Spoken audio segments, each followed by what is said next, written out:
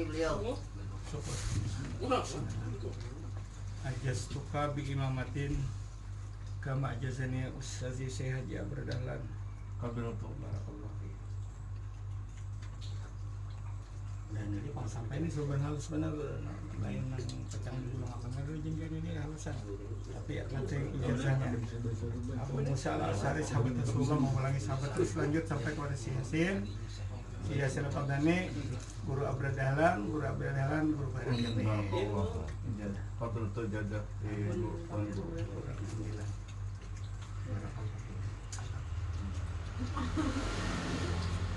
Nah, nukar lagi.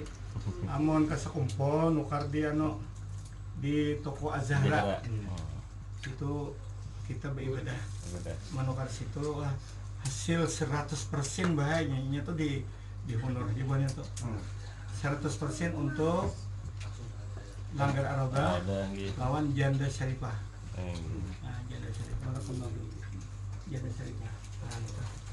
Jadi apa?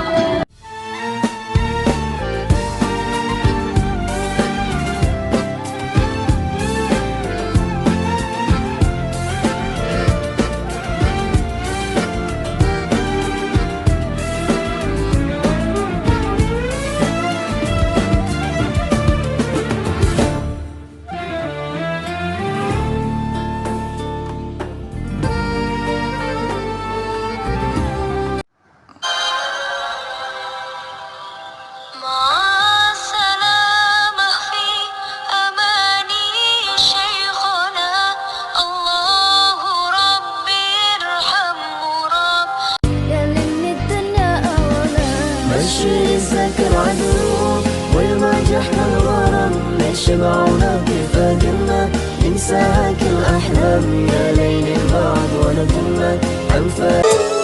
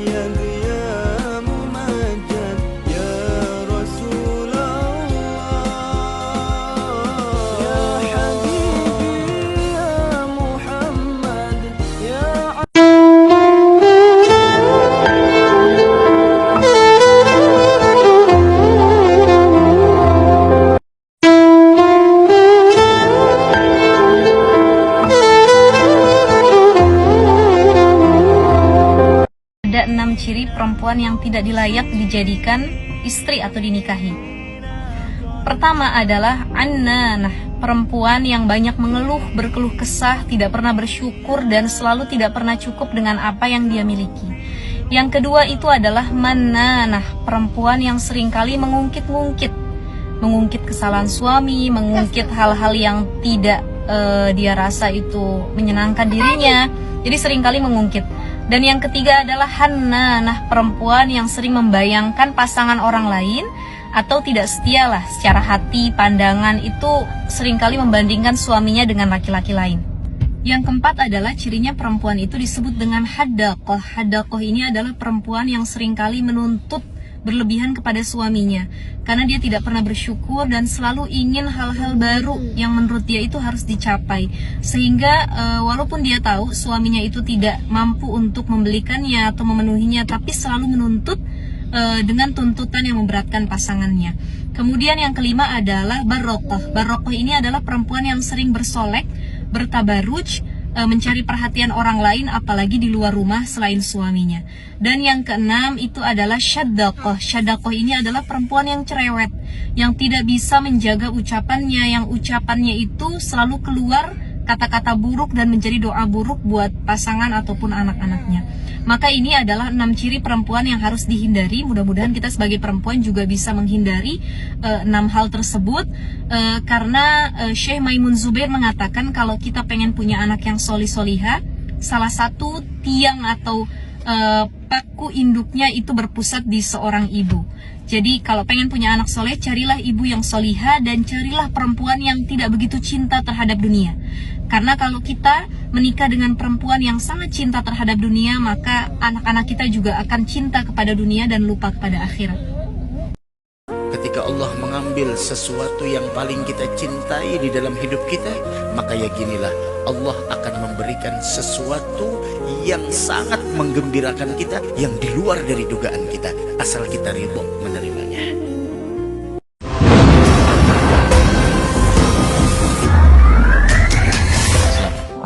Kalau bulan puasa katanya setan itu diikat, dibelenggu gitu. Kok saya ada di sini? Nggak, pasti pada ngomong gitu, tuh ada di sini. Enggak. Maksudnya kenapa ketika kita sedang menjalankan ibadah puasa, ada saja hal-hal yang membuat kita tuh jadi malas untuk beribadah. Bukan kita, Anda kali ya. Iya, maksud saya dan saya, Pak Ustaz. Baik. Satu kali Rasulullah SAW pernah bersabda, "Idza jaa Ramadan," jika Ramadan telah tiba, futihat abwabul jannah, pintu-pintu surga terbuka, dibuka semua. Kemudian wa ghulliqat abwabun nar, ditutup pintu-pintu neraka, kunci rapi. Wa suffidatis syayatin, dan setan-setan diikat, dibelenggu. Nah, orang kemudian menyimpulkan surga dibuka, neraka ditutup, setan dibelenggu. Kok bisa Ramadan setannya diikat tapi masih ada orang berperilaku seperti tergoda oleh setan? Maka bagaimana memahami hadis ini? Kata para ulama, hadis ini adalah ungkapan isyarat majazi, kiasan. Kiasan. Apa maksudnya? Pertama, pintu surga dibuka karena saat Ramadan banyak orang kemudian meningkatkan amal soleh. Yang biasanya fardu, sunnah, yang biasa baca Al-Quran, sekarang Al-Quran, pahala banyak. Bahkan kalau Anda buka di kitab Usyam, Al-Bukhari, nomor hadis yang pertama, paling kiri sebelah atas di kitabnya, itu pahala dilipat gandakan sampai 10 kali lipat hari biasa. Maka meningkat, karena tabungan pahalanya meningkat, peluang ke surganya banyak, maka terbukalah pintu-pintu surga. Kemudian neraka tertutup, kenapa? Karena banyak orang taubat saat Ramadan.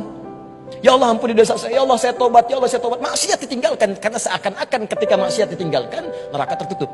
Nah, kalau sudah orang nggak mau maksiat dan banyak beribadah, setan nggak punya peluang. Mau goda susah. Karena itu setan seakan terikat. Nah, tapi kalau orang tidak mau meningkatkan amal soleh dan tetap berbuat maksiat, maka mudah bagi setan menggodanya. Jadi setan terikat itu bukan dalam pengertian setannya diikat hakiki kata para ulama hadis, tapi karena orang banyak berbuat amal soleh dan tobat dari maksiat, maka setan tidak punya peluang menggodanya seakan terikat. Kalau tidak mengerjakan amal soleh, sholat tidak mau, puasa tidak mau, makan masih dilakukan, ini berpeluang setan tetap bisa menggodanya. Maka itulah setan yang tetap datang di bulan Ramadan.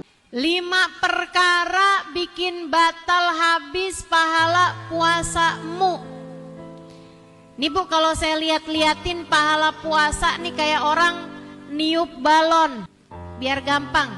Ibu bayanginnya, dari pagi tuh Bu sampai ke maghrib, kamu tuh kayak lagi niup balon pahala puasa, tambah gede, tambah gede, tambah gede, tambah gede, sampai datang maghrib, tuh udah jadi gede, tinggal ikat, alhamdulillah, kan begitu. Tapi hati-hati, begitu kena jarum, apa yang terjadi? Pecah, meletus, balon hijau.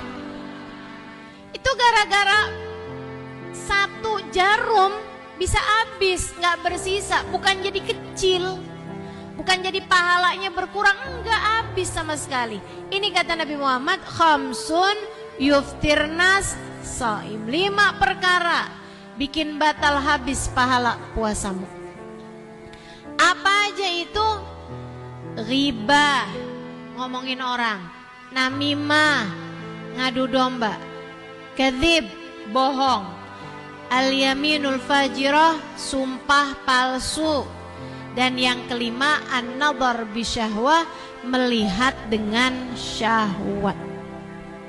Dan ini nih kelima-limanya nih mungkin terjadi ketika kamu bertemu dengan orang lain. Tapi kalau kamu sendirian, nggak buka HP, nggak lihat media sosial, nggak baca-baca lambe turah, nggak baca-baca ghibah taimen ya Bu ya, kamu nggak punya kemungkinan untuk melihat-lihat hal-hal yang seperti itu. Itu yang diharapkan terjadi ketika datang bulan suci Ramadan. Sayangi Ramadanmu, sayangi Ramadanmu.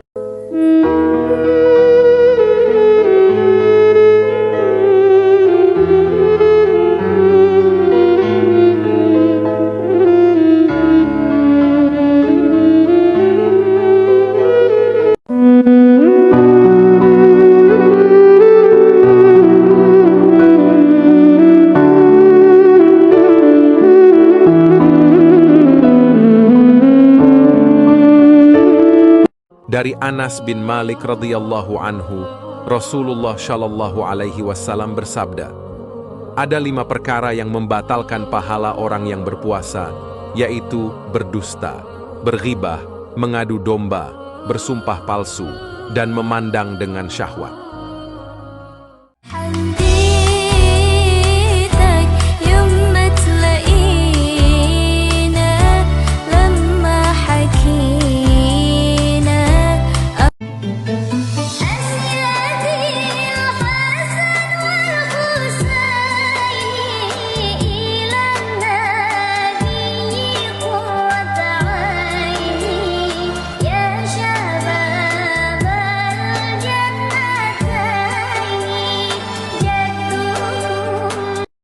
Cara Allah menyayangimu terkadang bukan dengan memberimu hidup dalam limpahan harta, tapi dengan memberimu hidup penuh kesederhanaan. Sebab Allah ingin meringankan hisabmu. Cara Allah menyayangimu terkadang bukan dengan memberimu kesehatan, tapi dengan memberimu sakit. Sebab Allah ingin menghapus dosa-dosamu. Cara Allah menyayangimu terkadang bukan dengan cara memberimu kebahagiaan dan kenyamanan, tapi dengan memberimu berbagai musibah dan ujian. Sebab Allah ingin meninggikan derajatmu kelak di surga. Cara Allah menyayangimu terkadang bukan dengan cara mengabulkan apa yang kamu inginkan, tapi dengan menunda doamu atau menggantikan sesuatu yang lain. Sebab Allah tahu bahwa ada bahaya di balik yang kamu minta. Untuk itu, tetaplah berprasangka baik pada Allah atas segala kesusahan. Iqra bismi rabbikal ladzi khalaq, khalaqal insana min 'alaq. Iqra bismi rabbikal ladzi khalaq, khalaqal insana min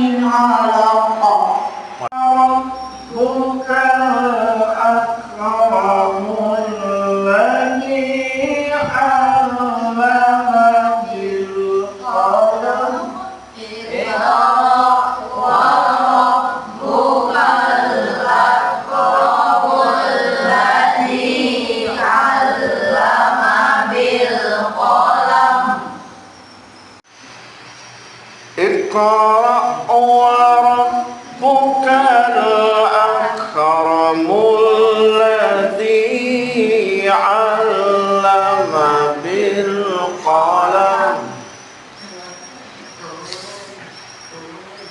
اقرأ وربك الأكرم الذي علم بالقلم علم الإنسان ما لم يعلم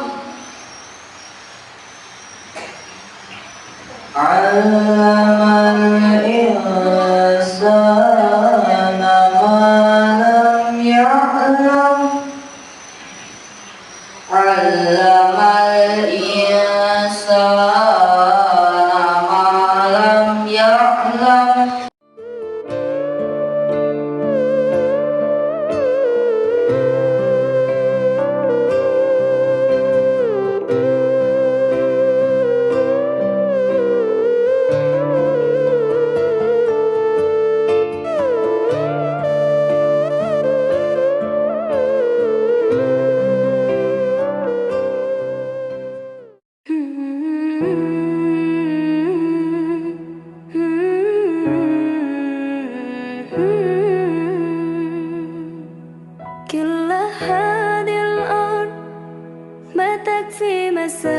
Tidak ada rezeki yang tertukar, karena semua ada. Inna kulla syai'in khalaqnahu biqadar. Segala sesuatu sudah kami tetapkan kadarnya. Jadi kalau ada orang yang ragu tentang rezekinya, sesungguhnya dia yang salah itu bukan masalah akhlaknya, tapi masalah akidahnya. Karena masalah rezeki ini adalah masalah keyakinan, masalah akidah, masalah ketetapan yang sudah ditetapkan Allah Subhanahu wa taala. Innallaha katabal maqadir. Allah sudah menetapkan takdir rezeki 50.000 sana, 50.000 tahun qabla an yakhluqas samawati wal ard, sebelum Allah menciptakan langit dan bumi. Siapa manusia yang paling beruntung di bulan suci Ramadan? Jawabannya hadis Nabi sallallahu alaihi wasallam, man shoma ramadhana imanan wa ihtisaban ghufira lahu ma taqaddama min dzambih. Siapa yang melaksanakan bulan puasa di bulan Ramadan, diampunkan semua dosa-dosanya. Itu orang yang paling beruntung. Karena kita ini adalah para pendosa. Dari mulai ujung kaki, langkah kaki, kemaluan, dosa perut, dosa leher yang mengeluarkan suara, lidah, dosa mata, dosa tangan, dosa kaki, dosa telinga, dosa kolbu, dosa pikiran. Itu semua dibersihkan kerak-keraknya itu di bulan suci Ramadan. Man shoma, siapa yang melaksanakan puasa Ramadan imanan wa ihtisaban, dengan keimanan, wa ihtisaban, ikhlas karena mengharapkan balasan dari Allah, ghufira lahu ma taqaddama min dzambi, diampunkan dosa-dosanya yang lalu. Yang kedua, malamnya. Man qama, siapa yang melaksanakan qiyamul lail Ramadan. Siangnya siam, malamnya qiyam. Siam artinya menahan, qiyam artinya tegak, berdiri, tidak tidur. Tidur ada, tapi tidak sebanyak yang di luar Ramadan. Tidak tidur malam itu kenapa? Karena sholat isya, sholat tarawih, sholat witir, sholat tahajud. Karena baca Quran, karena berzikir, karena muhasabah, introspeksi diri. Itu disebut dengan qiyamul lail. Man qama Ramadan, siapa yang qiyamul lail Ramadan, tidak tidur, imanan karena iman kepada Allah, wahtisaban karena hanya mengharapkan balasan dari Allah, ghufira lahu ma taqaddama min dzambih, diampunkan Allah dosa-dosanya yang lalu. Bagaimana hukum ketika sahur tiba-tiba azan? Apakah makanannya harus dimuntahkan? Itulah gunanya imsak. Imsak. Kau sedang makan?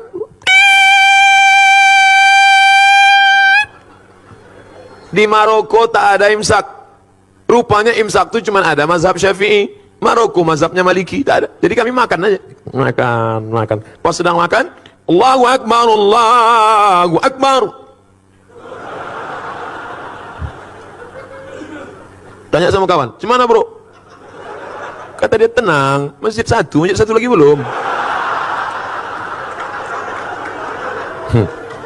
Barulah saya paham makna imsak. Imsak itu artinya lampu kuning 10 menit, agak-agak 50 ayat sebelum azan subuh, mulut udah steril bersih. Tapi kalau suasana normal, kalau terbangunnya pas imsak karena lembur, capek kerja, tugas banyak, pas terbangun imsak, apakah tak boleh makan?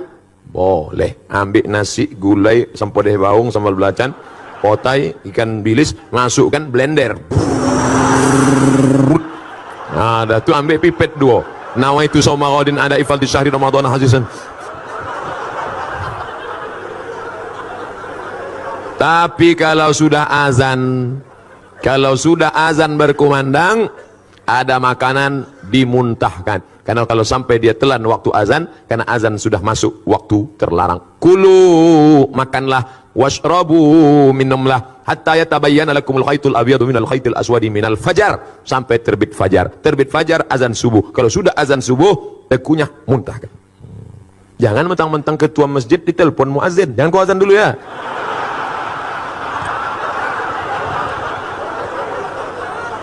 Banyak orang menyalahgunakan kekuasaan sekarang. Silahkan makan, minum senikmatnya, batasnya sampai datang fajar. Bila benang putih sudah menutup benang malam, ini bahasa kiasan Quran. Maksudnya sinar fajar sudah membelah gelapnya malam. Malam yang gelap, hitam, dibelah oleh sinar fajar. Hilang hitamnya, hilang malamnya, datang fajarnya. Jadi batasan sahur kita itu sampai fajar. Tandanya fajar apa? Ada 2 tanda. Tanda yang bisa dilihat dengan mata, kita melihat. Kalau tidak mau repot, tanda yang didengar telinga. Begitu orang sudah melihat fajar, ya, dikalkulasi dengan waktu tiba, lalu muadzin mulai berkumandang, Allahu Akbar, Allahu Akbar. Fajar. Jadi sahur itu batasnya adalah saat adzan. Silahkan makan, minum senikmatnya. Begitu adzan berkumandang, selesai. Jelas? Sahur, subuhnya jam 4.35, adzan 4.35. Begitu adzan subuh, selesai sahur. Ya. Jadi kita tepis di sini satu pernyataan, kalau masih adzan itu masih boleh makan. Awas, karena ada pendapat menyemarak sekali, kalau sedang adzan itu masih boleh makan. Itu kurang tepat. Karena Qurannya sendiri bilang, perhatikan, sampai datang fajar. Jadi kalau fajar sudah tiba, makan mesti berhenti. Jadi ukurannya bukan saat adzan berkumandang masih boleh makan. Maksudnya adzan selesai baru selesai, bukan itu. Saat pertama fajar disampaikan Allahu Akbar, berhenti makan, berhenti minum. Kalau ukurannya adzan nanti tidak jelas. Alhamdulillah Al-Ihsan masih adzan, makan. Begitu Al-Ihsan selesai, Al-Azhar masih adzan. Belum selesai. Al-Azhar selesai, As-Salam masih adzan. Kapan selesai sahurnya? Allah, itu. Awas. Ini masih beruntung. Saya dulu masih kata kalau makan sudah nggak boleh, tapi minum masih boleh.